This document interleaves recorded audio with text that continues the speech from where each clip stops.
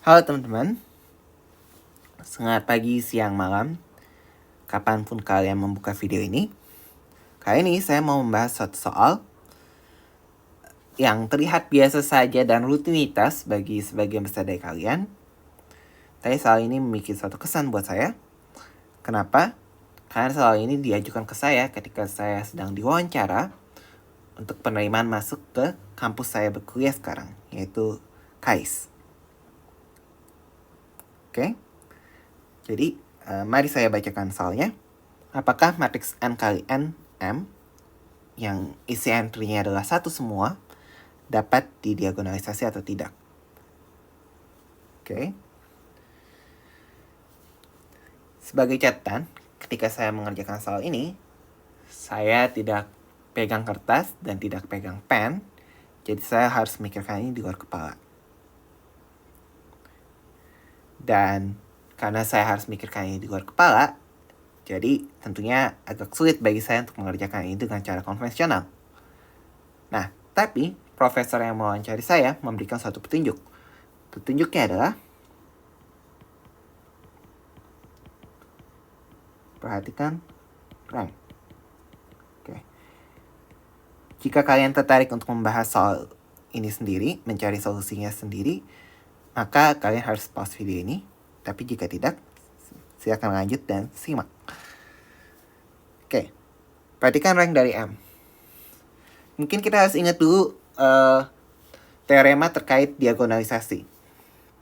Kita ingat bahwa M dapat didiagonalisasi jika dan hanya jika M punya n vektor eigen bebas linear. Oke. Gimana caranya kita tahu M punya n vektor eigen yang bebas linear? Ya, kita cari.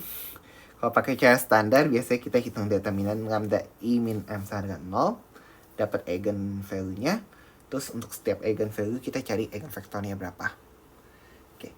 Tapi masalahnya adalah, ingat tadi saya nggak pegang kertas, jadi saya nggak bisa ngitung determinan lambda I min M sama dengan 0 buat dapetin eigen value sehingga bisa ngitung eigen vektornya. Nah, oleh karena itu, karena profesor saya memberikan hint untuk perhatikan rank ya, maka saya ikuti kata profesornya ketimbang ribet di luar kepala, mikir pusing ngitung determinan lambda I min M sama dengan 0. Jadi saya mikirkan rank dari M. Gimana caranya menghitung rank dari M? Oke, untuk menghitung rank dari M kita perlu mencari ARIF dari M. Untungnya ARIF dari M gampang dicari karena kita punya barisnya sama semua. Jadi kalau kita lakukan B2 kurang B1 pada baris kedua, B3 min B1 pada baris ketiga, dan seterusnya hingga baris ke N dikurangkan baris ke-1 juga, maka kita akan mendapatkan matriks berikut.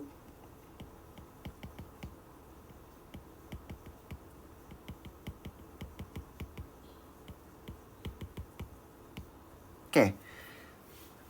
Apa yang bisa kita simpulkan dari matriks berikut? Kita bisa simpulkan ranknya adalah 1. Mengapa kita tahu rank M adalah 1? Karena pada bentuk RIF-nya hanya terdapat satu utama, yaitu pada baris dan kolom pertama. Oke, dari rank M sama dengan 1, kita bisa tahu nullity dari M ya, karena kita ingat bahwa nullity dari M itu adalah banyaknya kolom M dikurang rank M, yaitu N dikurang 1. Oke. Ini adalah perhatikan ranknya.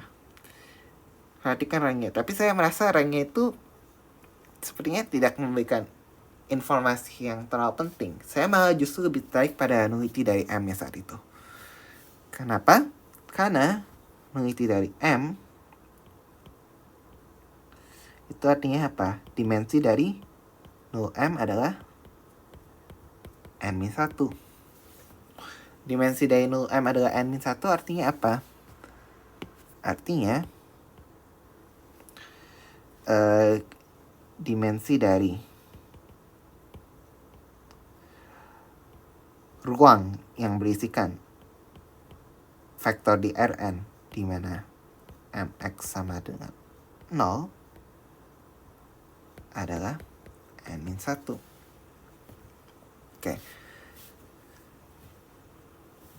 Persamaan Mx sama dengan 0 ini sebenarnya bisa kita pandang sebagai Mx sama dengan 0x. Oke, iya kan? Bisa kita pandang seperti itu. Perubahan yang tidak terlalu signifikan, tapi ternyata dengan memandang persamaan Mx sama dengan 0 sebagai Mx sama dengan 0x, kita bisa memandang ini sebagai persamaan yang memenuhi definisi dari nilai eigen 0. Dan karena kita punya dimensi dari x di Rn yang memenuhi Mx sama dengan 0x, itu N-1, artinya kita punya apa? Artinya kita punya bahwa ruang eigen 0 memiliki dimensi N-1, atau bahasa lainnya yang mungkin lebih familiar adalah multiplisitas geometri nilai eigen 0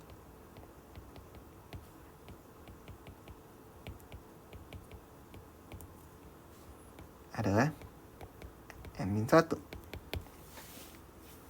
Oke. Karena multiplisitas geometri nilai eigen 0 adalah N-1, kita punya multiplisitas aljabar dari nilai eigen 0 adalah setidaknya N-1. Oke. Sejauh ini kita bisa melihat bahwa kita sudah membuat progres yang cukup jauh tentang vektor eigen dan nilai eigen dari M, tapi kita masih belum menjawab pertanyaannya. Karena kita perlu tahu apakah M punya n vektor eigen yang bebas linear atau tidak. Nah, sekarang kita udah dapat N-1 eigen vektor dari M, yaitu yang dari ruang eigen 0. Tapi kita nggak tahu apakah si M ini masih memiliki satu eigen vektor yang bebas linear lagi atau enggak.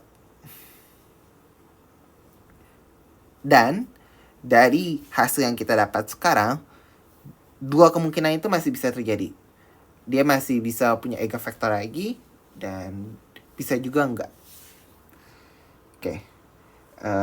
Saya tuliskan skenario yang mungkin terjadi dari hasil yang sudah kita dapat. Skenario pertama, kita kan punya ya multiplisitas aljabar nilai eigen 0 ini N-1 atau N. Adalah setidaknya N-1, yang berarti kan dia bisa N-1 atau N.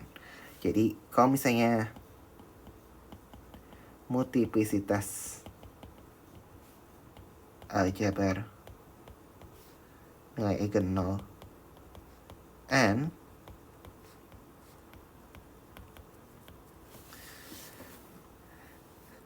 artinya apa? Artinya kita nggak bisa punya nilai eigen lain. Yang artinya semua vektor eigen dari M hanya bisa didapat dari nilai eigen 0.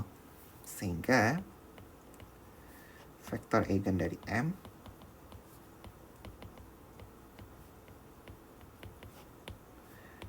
hanya bisa didapat dari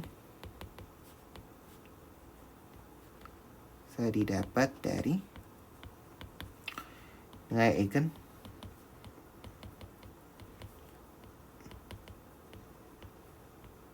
0. Oke. Dari dimensi ruang eigen 0 N-1, kita dapat bahwa M hanya memiliki N-1 vektor eigen bebas linear.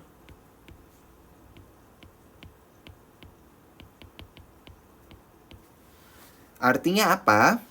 Artinya dari hasil yang kita udah punya sebelumnya,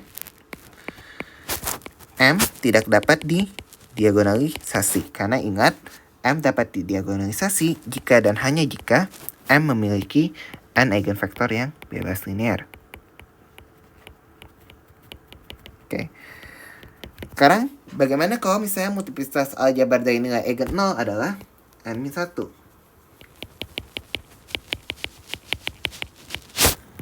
Multiplicitas aljabar dari nilai eigen 0 adalah m-1. Oke. Pertama, dari sini kita tadi sebelumnya udah punya nilai eigen 0 ini memberikan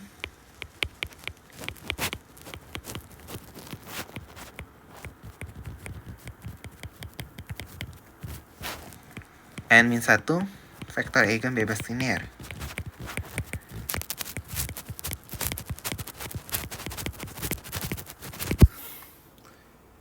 Oke. Sekarang kita punya multiplicitas aljabar nilai eigen 0 adalah m-1. Dan total multiplicitas aljabar itu pasti n. Artinya apa? Artinya kalau skenario ini terjadi, M harus memiliki nilai eigen lain.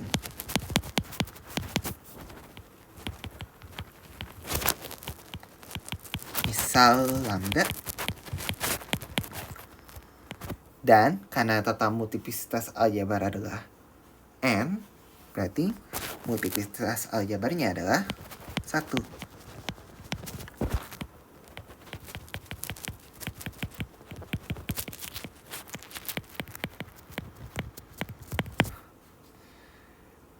Nah, jika kasus ini terjadi, jika M memiliki nilai eigen lain, yaitu lambda, dengan multiplicitas aljabar 1, otomatis M memiliki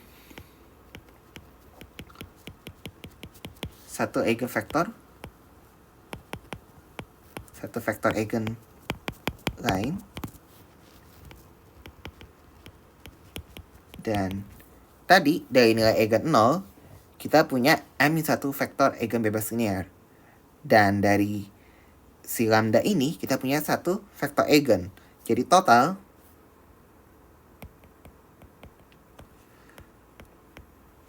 ada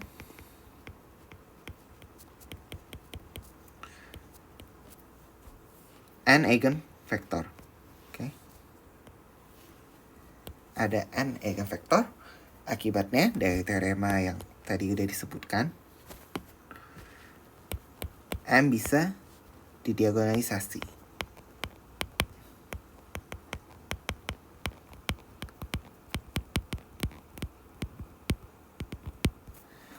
Jadi sekarang kita sebenarnya tinggal menjawab nih, apakah si M ini punya nilai eigen lain atau tidak. Nah, jawabannya adalah, mungkin beberapa dari kalian sudah mengamati ini dari awal, tapi kita tahu bahwa ternyata M memiliki nilai eigen lain selain 0, yaitu, perhatikan bahwa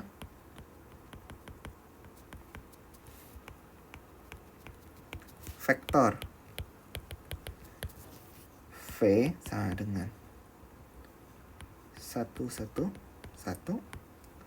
adalah eigenvektor dari M.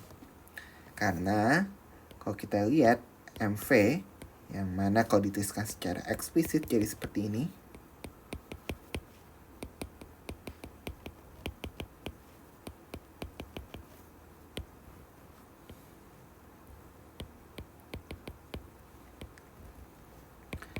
ini akan menghasilkan n, yang mana bisa kita tulis sebagai n kali 1, 1, 1. Jadi artinya apa? N adalah eigenvektor dari, nilai eigen dari M. Sehingga artinya apa? Artinya skenario kedua yang terjadi.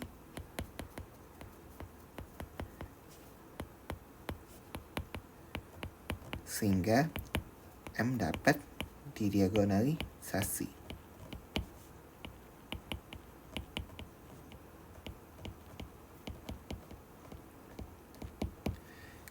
Jadi sudah dijawab pertanyaannya.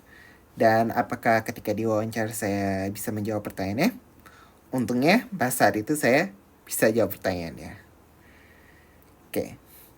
Nah, ternyata sebenarnya untuk menjawab soal ini, kita sebenarnya nggak perlu tahu apakah M memiliki multiplicitas, apakah M memiliki nilai eigenvaluen atau tidak. Saya mengerjakannya dulu seperti itu karena ya itu yang saya pikirkan caranya. Sebenarnya pertanyaan ini bisa digeneralisasi. Oke, apa generalisasinya? Mari saya scroll ke bawah. Jadi, pertanyaan ini bisa digeneralisasi sebagai berikut. Apa kriteria matriks dengan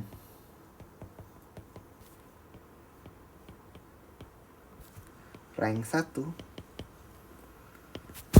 supaya matriks tersebut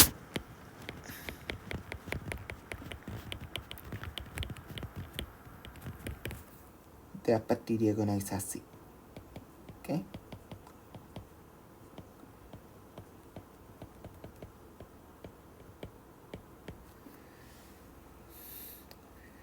Nah, dan soal ini adalah ternyata soal ujian akhir semester dari mata kuliah aljabar linear di kampus ini. Jadi ternyata soal ini sebenarnya soal standar ya di kampus ini, tapi saya pas diwawancara mikirnya agak lama dan agak takut gak bisa jawab pas hari itu. Oke. Nah, kira-kira apa jawabannya menurut kalian?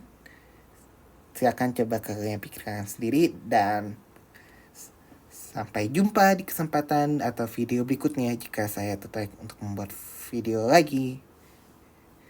Bye-bye.